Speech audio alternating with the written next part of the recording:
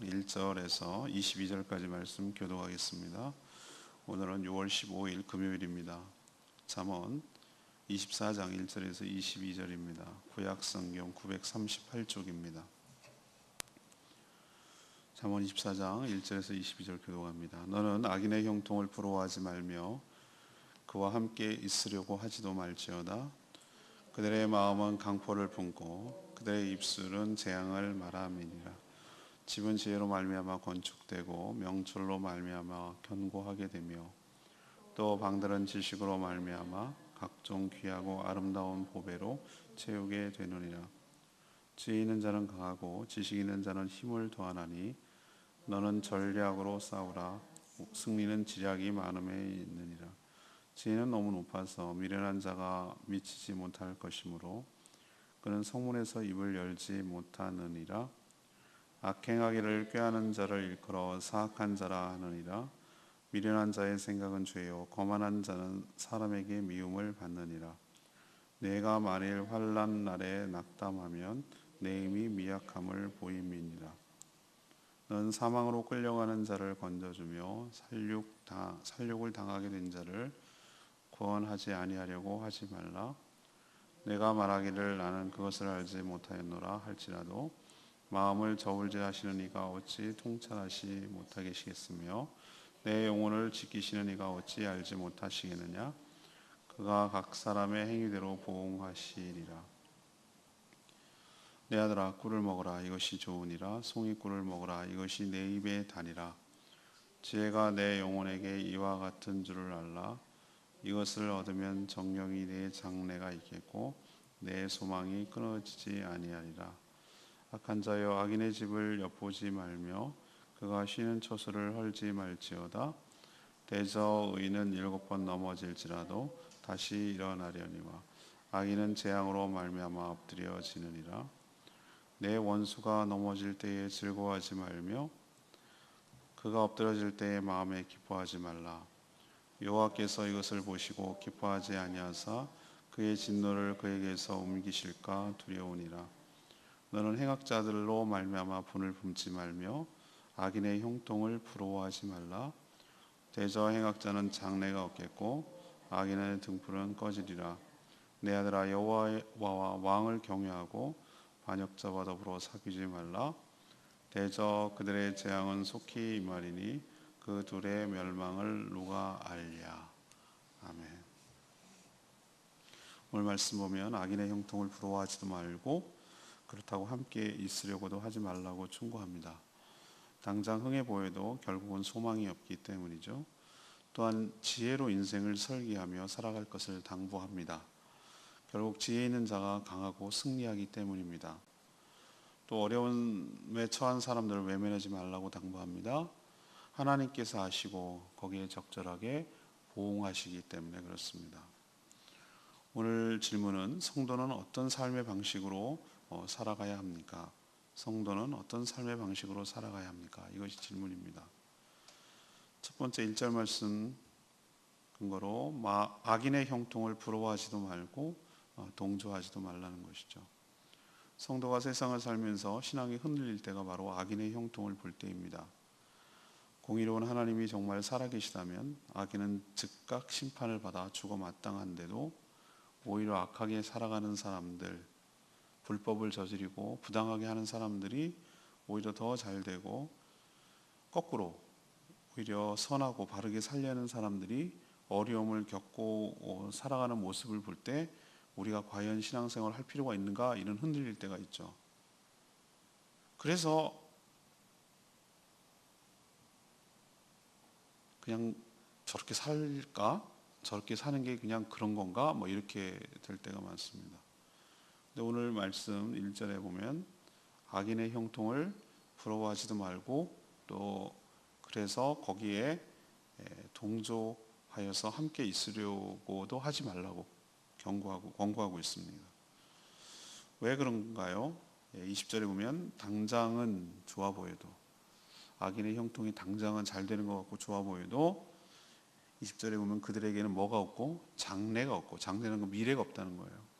그리고 끝내 결국은 뭐하기 때문에 망하기 때문에 그렇습니다. 22절에 보면 재앙이 속히 임하고 언제 임할 줄도 모를 정도로 망하게 되는 것이죠. 그러니까 19절에 잘 된다고 분하게 생각할 것도 없고 그렇다고 부러워할 것도 없다는 거예요. 그리고 21절에 그러니까 그들과 사귀지도 말고 1절 말씀처럼 함께 있지도 말라고 얘기하는 겁니다. 그럼 악인의 특징은 어떻습니까? 2절 말씀대로 마음이 강포하고 입술에 벌써 재앙이 가득하죠. 8절 말씀대로 그들은 생각부터 악을 꾀해서 악행을 저지르는 그런 사악한 자들을 말합니다. 그러니 우리는 하나님의 공의로운 심판을 믿고 당장 보이는 것에 연연하지 말고 참고 인내하며 기다리며 하나님의 공의로운 판결을, 공의로운 이행을 하나님께서 기대하시고 믿음으로 살아가게 되기를 간절히 바랍니다. 두 번째는 3절 말씀, 인생의 집을 하나님이 주신 참 지혜로 세워가라는 것이죠. 인생의 집을 하나님이 주신 참 지혜로 세워가라. 잠언의 저자는 인생을 집을 짓는 건축에다가 지금 비유하고 설명하고 있습니다. 3절 보면 인생은 지혜로 말미암아 건축되고 명철로 말미암아 견고하게 된다라고 조언해 주고 있습니다. 그렇게 세워진 집은 4절 말씀처럼 그의 집의 방은 각종 귀하고 아름다운 보배로 가득 채워지게 된다. 이건 다 비유죠. 인생을 집의 건축에 비유하자면 그렇게 인생과 명철로 세워진 집의 각 방에는 가득한 보화로 가득 채워진다는 거예요. 5절 말씀처럼 지혜 있는 자는 강하지만 지혜 있는 자는 강하고 하나님이 주신 지식이 있는 자는 힘을 더하게 된다라고 말합니다. 6절의 말씀대로 인생의 싸움에서 지혜를 통한 많은 전략으로 승리하게 된다라고 약속합니다. 7절 말씀대로 지혜는 미련한 자에게는 너무 높이 있어서 가질 수 없지만 그래서 공적인 장소에서 입도 열지 못합니다. 그래서 부모는 13절에 꿀을 먹듯이 지혜를 얻으면 꿀처럼 맛도 좋고 몸에도 좋고 인생도 잘 풀린다라고 지혜를 꿀에 비유해서 설명을 하고 있습니다.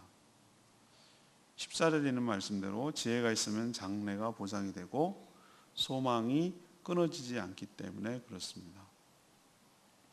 많은 사람들이, 어리석은 사람들이 인생을 뭘로 세워야 된다고 생각하냐면은 집안이 좋아야 돼. 그러니까 흙수저, 금수저 뭐 그런 얘기를 하면서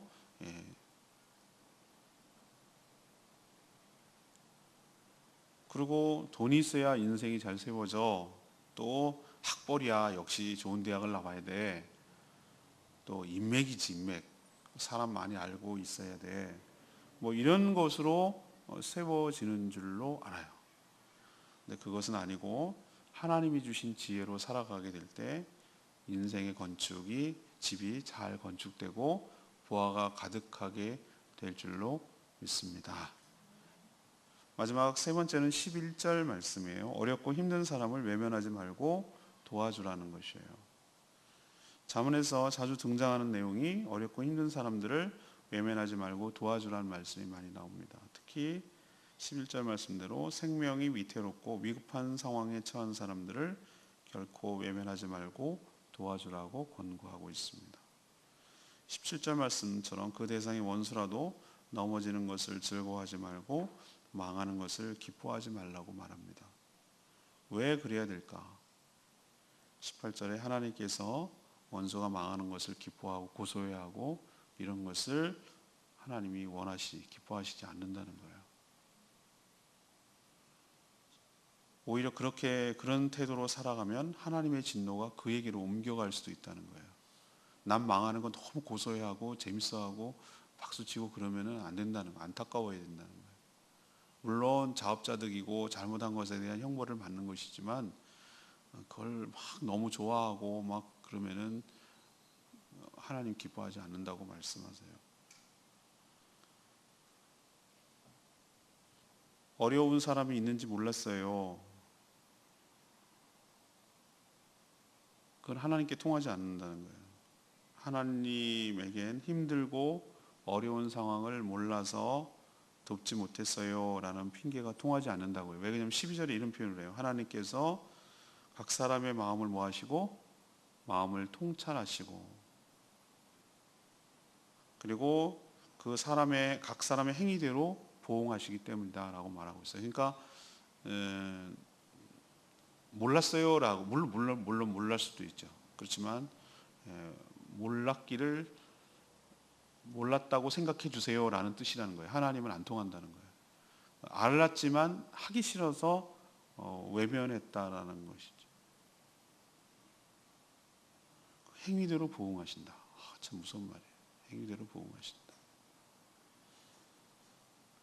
여기서 이제 9년 정도 이제 사역을 하게 되면은 제주도 하면 저를 떠올려 주는 거에 대해서 너무 고맙긴 하지만 한편으로는 모든 이제 로딩이 이제 걸리는 거죠. 저한테 다 오는 거죠. 어제도 누가 강사를 공항에다 모셔드리고 제가 해야죠.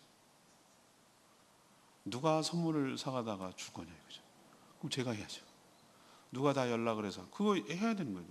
오늘 아침에 또 미국에 사는 샌프란시스코 사는 동기 목사님이 하도 미국에 간지 오래돼가지고 카톡도 없고 아무것도 없어요. 페이스북 메신저로 왔어요. 와가지고 다음 주에 국내에 와서 장인 장모님하고 제주도를 온다는 거예요. 그러면서 그 얘기 할 때는 뭐가 요구되는지 아시죠? 그죠? 숙소 알아주세요. 차 알아주세요. 갈 때 알아주세요. 먹을 때 알아주세요. 일정 짜달라는 얘기예요. 그래서 내가 할 일도 많은데 오늘 숙제 검사도 해야 되는데 막 할 일도 엄청 많고 지금 자동차 검사 맡겨놨는데 막 할 일이 무척 많은데도 근데도 어떤 마음이 드냐 하면은 오늘 이 말씀이 생각나는 거예요. 너의 도움을 필요로 하는 사람 모른다고 핑계 대지 마. 12절에 그런 얘기를 하셨어요. 나는 알지 못하노라. 근데 하나님께서 마음을 저울질하신대. 저울질하신다. 그분이 어떻게 통찰하지 못하겠으며 너의 영혼을 지키시는 이가 어찌 알지 못하겠느냐. 이 말씀하세요. 그가 각 사람의 행위대로 보응하시리라. 이게 저는 레마의 말씀이잖아요. 그죠? 오늘 저에게 주신 말씀. 그러니 잔말하지 말고 최선을 다해서 잘 도와줘. 그것이 그 사람에게 너한테는 그게 여러 사람이 하나이지만 그 친구는 그래 졸업하고 나서 제주도의 동기 목사님이 동생이지만 있다고 왔는데 도움을 청하는데 그렇게 냉정하게 굴면 안 돼. 라는 것이 하나님의 마음 같아요. 그래서 오늘도 또 시간을 내서 또 야근할 생각하고 또 최선을 다해서 이리저리 주선해주고 도와줘야 돼요. 그게 하나님의 마음이에요. 너에게 도움의 손길을 청하는 것을 뿌리치지 말라고. 단순히 여기가 물질적인 것만 얘기하는 거 아니에요. 너가 할 수 있는 거, 내가 저거 좀 도와주면 저 사람 잘 일어날 텐데 라고 보이걸랑 외면을 모른 척하고 그러지 말고 도와주라. 그것이 하나님의 마음이라고 그 얘기를 오늘 하고 있는 것이에요. 그러니 그게 설령 원수일지라도 그렇게 하라잖아요. 그러니까 원수나 악한 자에 대한 심판은 하나님께 맡기고 우리는 인간에 대한 긍휼과 자비한 마음을 기본적으로 가져야 될 줄로 믿습니다. 그냥 인간 그 자체에 대한 뭐라 그럴까 긍휼과 자비와 그 인간의 인간다움을 유지할 수 있도록 도와주는 것이 필요해요. 상대가 어떻든 간에. 전쟁 중에 적군이라도 다치면 도와주는 룰이 있어요. 룰. 이건 인간에 대한 최소한의 존엄을 지키기 위한 것이에요. 그러니 우리도 어렵고 힘든 사람 외면하지 말고 도와주는 것이 마땅할 줄로 믿습니다. 오늘 레마의 말씀이 16절 말씀이었어요. 대저 의인은 7번 넘어질지라도 다시 일어나려니와 악인은 재앙으로 말미암아 엎드려지느니라. 캔디가 생각나죠. 외로워도 슬퍼도 나는 일어난다는 거죠. 7번 일어난다. 하나님을 믿는 성도라고 해서 인생에 환난이 없는 건 아니잖아요. 환난이 있습니다. 그것도 한두 번이 아니고 인생의 연속이죠.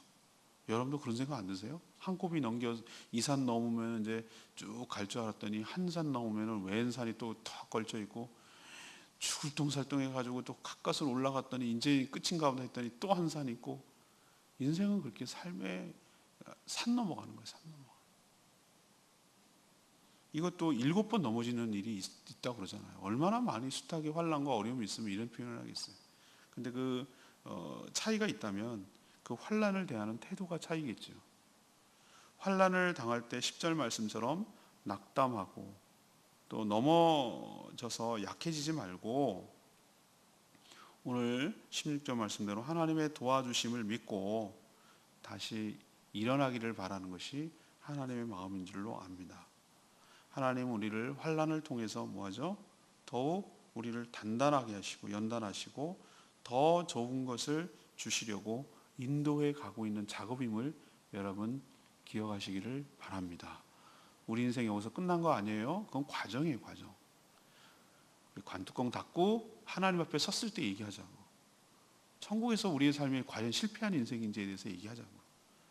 그러니까 중간에 이게 전부라고 생각하면 안 돼요. 오늘 말씀처럼 의인이라는 것이 죄가 하나도 없는 그런 개념이 아니라 하나님을 바라고 하나님을 신뢰하는 자가, 믿음이 신약에서 넘어오면 전부 다 믿음이 의롭게 되는 근거가 되잖아요. 여기서의 의로움은 죄가 하나도 없는 완벽한 무결점의 사람이 아니라 하나님을 신뢰하고 하나님을 의지하고 하나님을 믿는 사람을 의인이라고 통칭 표현하는 거예요.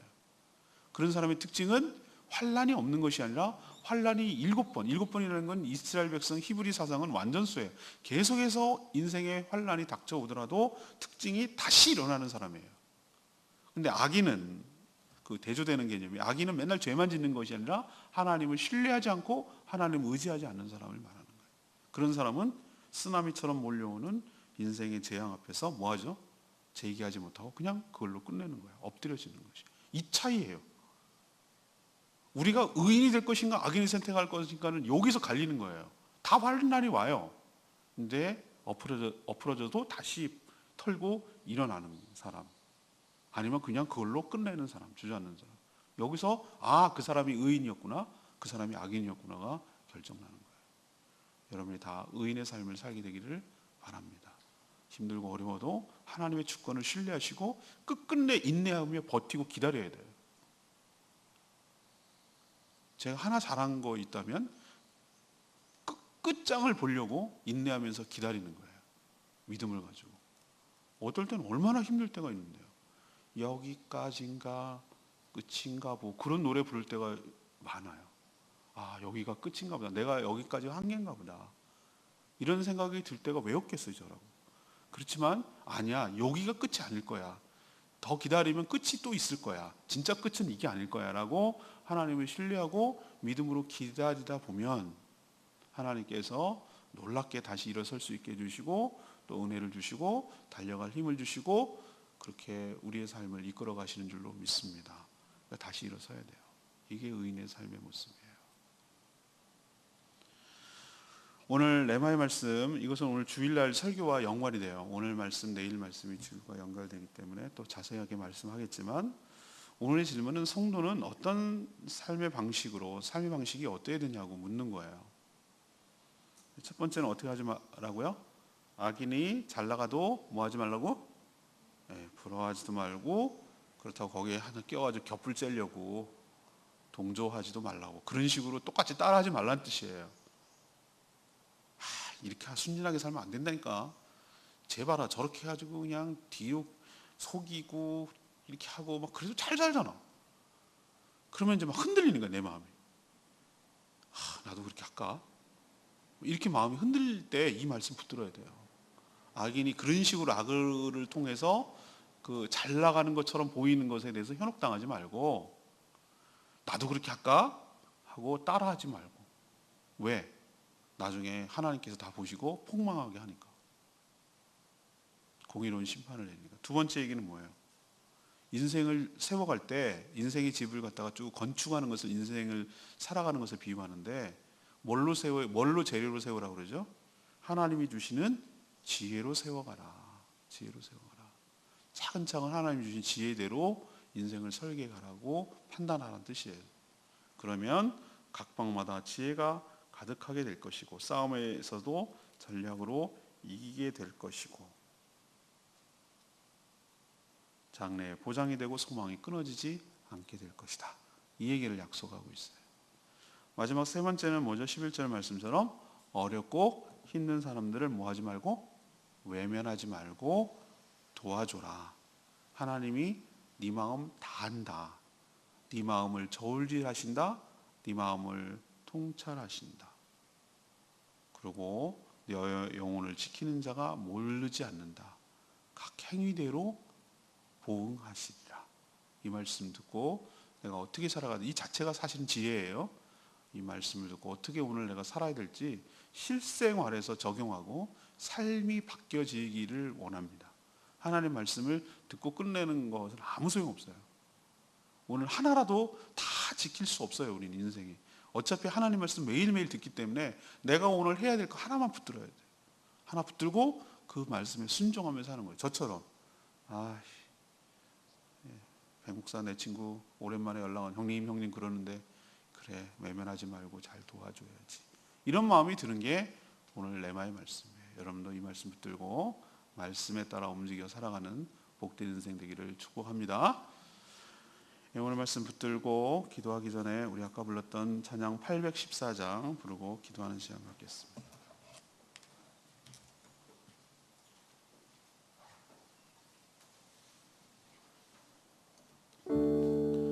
814장 주는 평화 막힌 담을 모두 하셨네. 찬양하겠습니다. 814장입니다.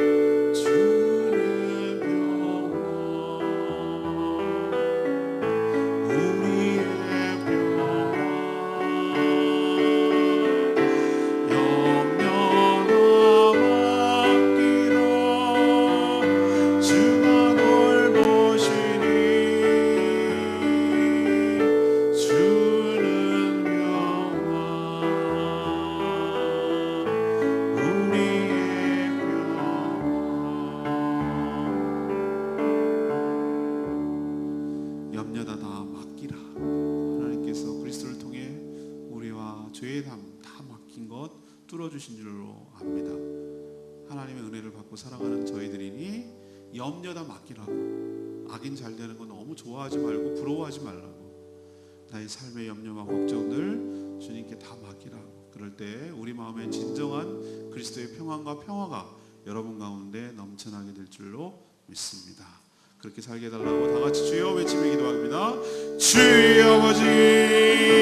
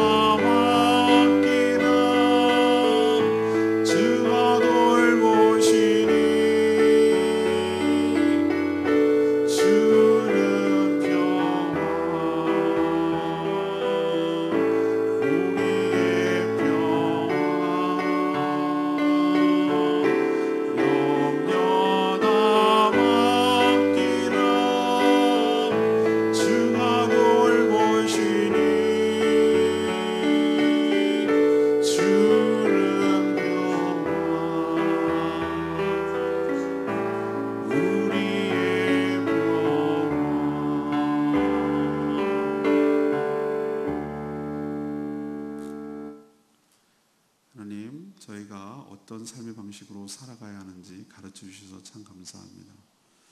살아가면서 주변에 악하게 사는데도 더 잘되고 형통한 것을 볼 때 당황할 때가 많습니다.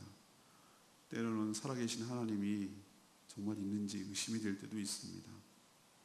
그래서 은근히 악인의 형통을 부러워하기도 하고 동조해서 나도 그와 똑같이 따라할 때도 있습니다. 하지만 오늘 말씀을 통해서 그들에게는 장래가 없고 소망이 없음을 알게 해주시니 감사합니다. 그들은 끝내 하나님의 심판으로 망하게 될 것입니다. 그러니 하나님이 주신 지혜로 조심스럽게 우리의 인생을 설계하며 건축하며 살아가게 하여 주시옵소서. 특별히 도움을 필요로 하는 사람들 외면하지 않고 돕고 살게 하여 주시옵소서. 우리에게도 인생의 환난과 어려움들이 있어서 7번 아니라 그 이상도 우리에게 어려움이 오지만 엎드려져도 완전히 엎드려지지 않게 하여 주시고 다시 털고 일어나게 하여 주시옵소서. 우리에게 그것이 끝이 아님을 기억하고 하나님을 신뢰하고 하나님을 바라보고 다시 일어서는 저희들 되게 하여 주시옵소서. 오늘도 하나님 은혜 가운데 살기를 원합니다. 어린이들에게 복음을 전할 때 그들에게 나중에 그 마음에 복음이 심겨져서 그 복음이 발화되어서 그들이 예수 그리스도를 믿고 변화되는 역사가 있게 하여 주시옵소서. 또 오늘도 목장 모임 모일 때 주님 축복하시고 은혜로 채워주시며 또 영혼권하여 제자 삼는 일에 힘쓰며 살게 하여 주시고 또 이 나라와 이 민족을 위하여 중보하며 또 여러 주변에 있는 사람들을 중보하며 나가는 저희들 되게 하여 주시고 오늘 말씀 붙들고 내가 어떻게 살아가야 될지 한 말씀이라도 붙들고 그 말씀에 순종하며 살아가는 저희들 되게 하여 주시옵소서. 말씀이 우리 삶을 지배하고 이끌어가게 하여 주시옵소서. 주님께 모든 것 맡겨놓고 예수 그리스도의 이름으로 축복하며 기도합니다. 아멘. 오늘 하루도 주님의 은혜 가운데 살아가는 복된 하루 되길 축복합니다.